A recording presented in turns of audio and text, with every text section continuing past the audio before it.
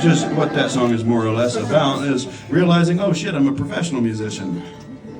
And then being like, now it's a job. And work has a way of being work.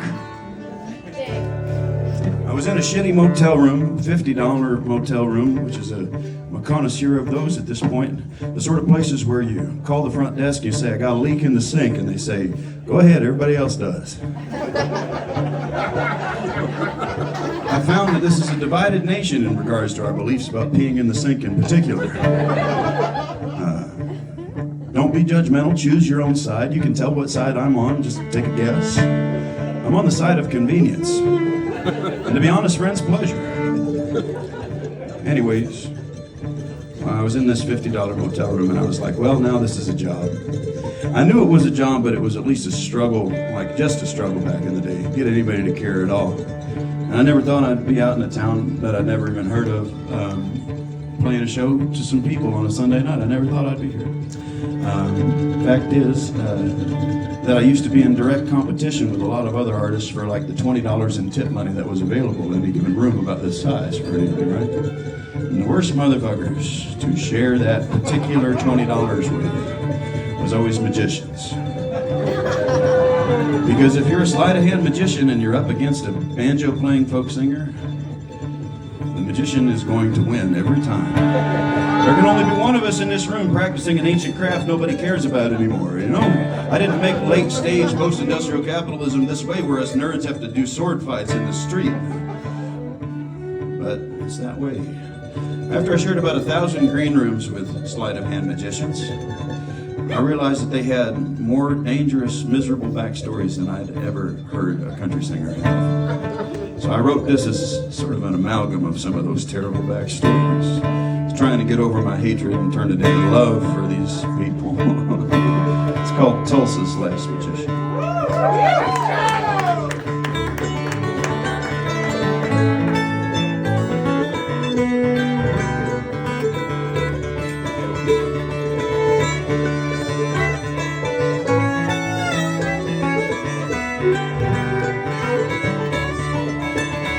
Oh, Tulsa's last magician got his start at 4, pulled a quarter from his own ear and spun it on the floor.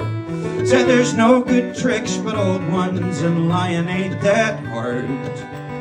So he saved up all his quarters and he bought a deck of cards. And he learned ragtime piano, though his teacher thought him slow. He got a black belt in karate from a pawn shop video. And he practiced all his worst mistakes in a dirty bathroom mirror. Oh, and when his parents drank, he learned to disappear. And his classmates thought him funny, good at sleight of hand. But he had this grand finale they just couldn't understand. Oh, it's hard to tell the whole truth of a family sawed in half. And that's why Tulsa's last magician left his home so fast.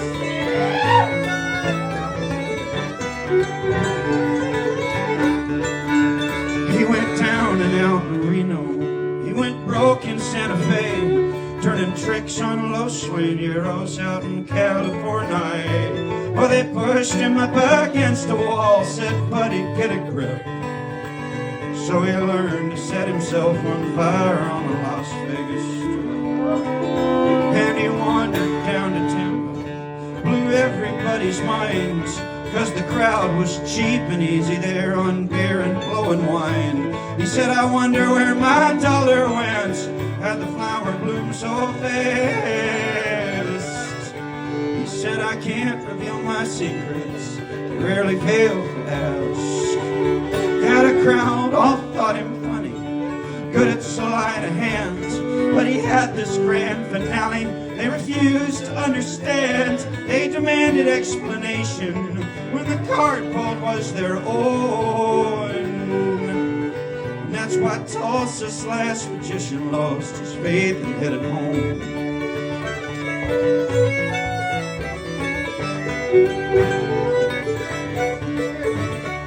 He said he'd learned computers like his second foster dad. 3 arrange all the rabbits that were living in his hat. His investments all went swimmingly, had the cash on hidden strings. His promotions were a certainty, could make the numbers sing. Now time and space is easy for magic to control. Still it was 40 years of working before he noticed he was old. Now his great escape and act is just untying both his shoes. And most days he's in his easy chair yelling at the news. And the weatherman is funny, talking with his hands, but black clouds are coming in and no one understands how somebody's true religion's always someone else's joke. And that's why Tulsa's last magician kinda just went up in smoke.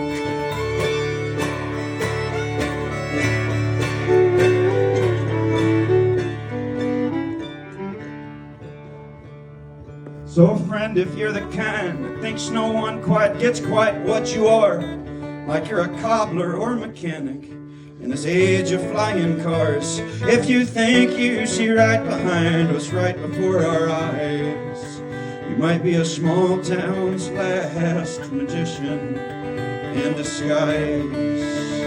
And we need you to be funny, to be good at sleight of hands, 'cause there's a grand finale we can't hope to understand. There's a 1 in 52 chance it's real magic and it's true. Oh, won't you please help us believe? Won't you please help us believe in you?